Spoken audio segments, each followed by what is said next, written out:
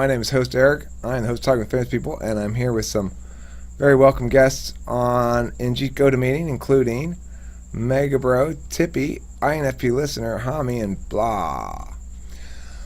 So when I returned from the 7-Eleven, I entered into a conversation between Hami and Megabro about predictions. It was somewhat segueing into predictions of the future, what they think the future government is going to look like, and Hami was suggesting some sort of one world government is probably likely, or some sort of federation. I would like to make some predictions about simple things like what we can expect in terms of basic technological improvements. Have we exhausted all there is to do with space objects? Are we ever going to see flying cars and stuff like that, or is that just unfeasible in any reasonable sense, undesirable perhaps, or are we in store for substantial new technological changes that make our lives different in meaningful ways? Who needs to Oh, sorry. Go ahead. Yeah. I was gonna say, I think the biggest technological advance that we're probably gonna see is nanotechnology. Okay, and where do you think that's going to be used mostly? I think it's gonna be used to improve the human body. So medical stuff? So, yeah, no, also to make our bodies to the point where it constantly evolves to adapt to new environments. So, if we go into an environment where it's really hot, we develop some sort of aspect of the self that better handles heat? Like that Yeah, or like thing? if we go to Mars. Yeah, or for example, if we go to Mars, then we're going to have that nanotechnology, and technology that's gonna evolve our body constantly to adapt to that environment. Okay.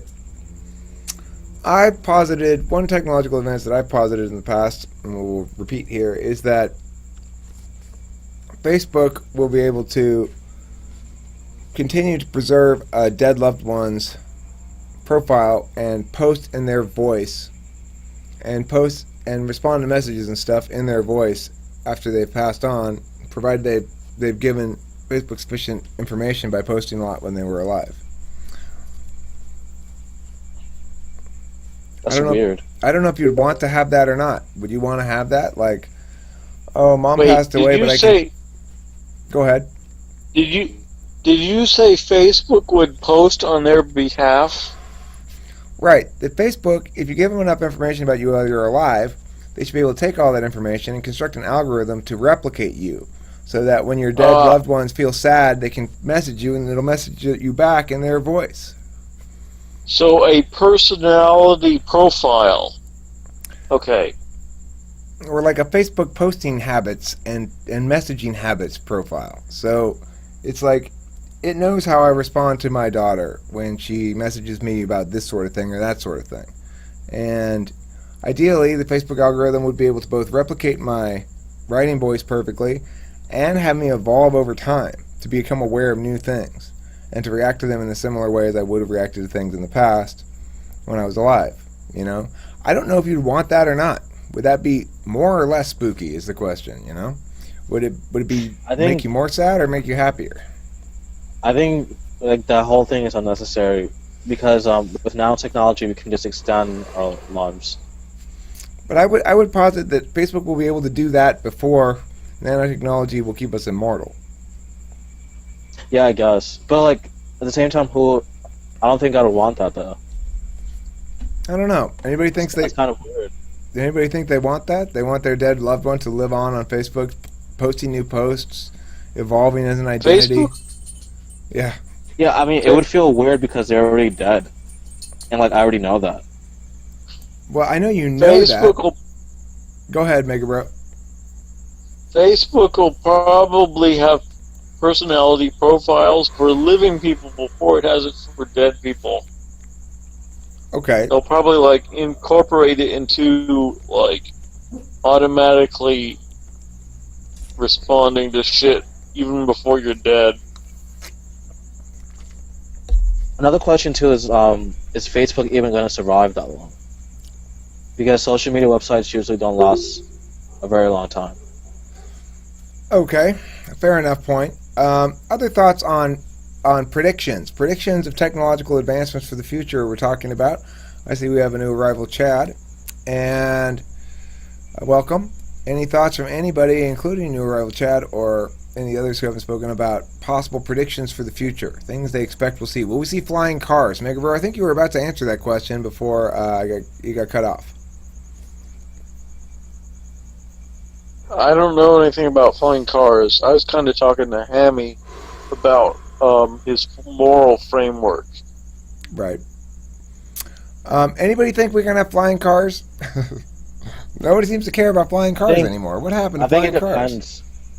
Because I think if we have flying cars, we're probably gonna have to give up like skyscrapers and stuff like that. Because it would be dangerous. Well, I mean, you might have a few flying car accidents, but we have driving car accidents right now. Or at least flying cars are autopilot. Okay, so maybe autopiloted flying car is fine. Okay. Flying car is just another name for an airplane. A flying car is not the name for the airplane. You need a car, it just be car shaped so that you can fly from your house into a parking spot, and land in a parking spot. But that wouldn't be aerodynamic. You'd want an airplane, a small airplane. Yeah, but at least everyone could get like their own mini airplane though. Well, I think you need some sort of magnetic levitation system. You can't have fuel-based air cars. You got to have it like. So wait a second. What is it levitating against? If it's magnetic levitation, There has to be magnets implanted in the ground. There has to be magnets on the implanted in the freeway. Massive magnets. Okay, so it's got like a vertical lane above the ground lane. Right. For the flying vehicles. Right. And ideally, but that kind of defeats. Now that allows them to go really fast, but that doesn't allow them to fly like a beeline. Well, it doesn't until and unless you get enough. It's like cell phone towers, right? You need enough coverage. You need magnets all over the place. So you're saying they use inertia to go between lanes or highways? I don't know, Mega Bro. I don't know. It's sciencey stuff. I don't know about sciencey stuff. I'm just saying it sounds like a good idea to put some magnets down and we'll make it happen somehow. I have no idea. What about flying cars fueled by water? Or the splitting of hydrogen atoms? Well, I mean, then you're going to have explosions, right? Yeah, I'm saying if you can contain that, though. Okay. Are you talking about fuel cells? Yeah.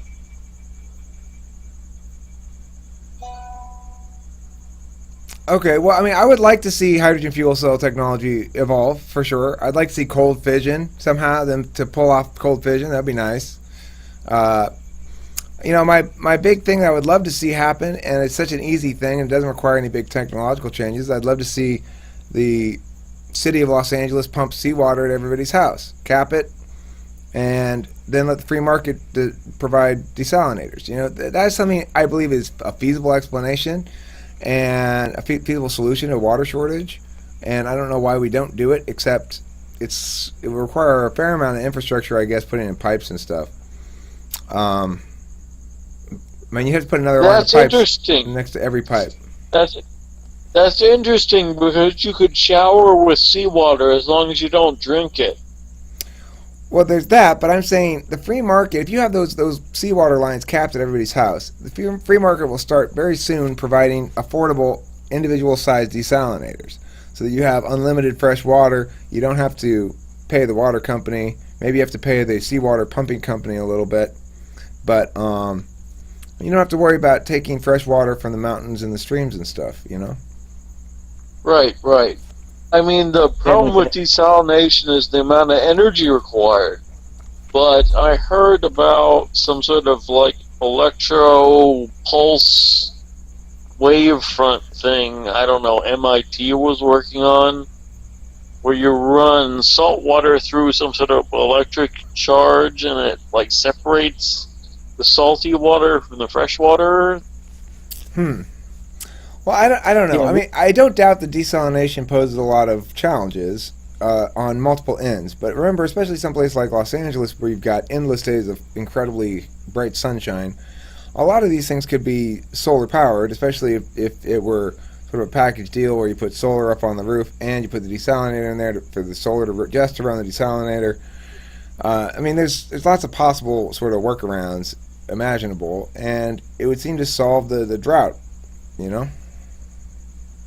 Wait, yeah. The is there problem with like the a drought? methods, Say again. the problem is that the methods that we have right now, is too expensive.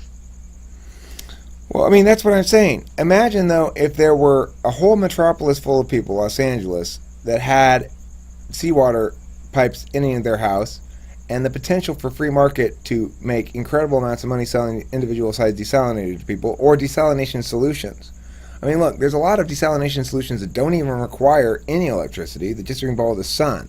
So those sort of, what are they called? I forget what they're called. But basically, it's like you dig a hole, you put some salt water in the hole, and you put a cup in the middle, and you put some saran wrap on top and have it tilted in like this with a rock in the middle, and put it in the sun, and then the sun will heat up the water, it'll condense down, it'll get drips on the top of the ceiling of the saran wrap, and it'll drip down into the cup in the middle, right? So like that's a desalination approach that doesn't require any energy except for the sun. It doesn't even require solar or electricity, it just requires the sun. Now, I'm not saying that's going to be something you can scale up to provide all your water needs, but if you were to apply multiple solutions like that, multiple small solutions that don't require energy, one could imagine a substantial amount of salt water being extracted, a substantial amount of fresh water being extracted from the ocean, and helping at least to solve the drought, you know? Anyway, that's my thoughts on that, and that's our thoughts on the future. The futurists, Mega Bro, Hami, and host Eric out, and you can anticipate those predicted outcomes coming to a future near you anytime soon.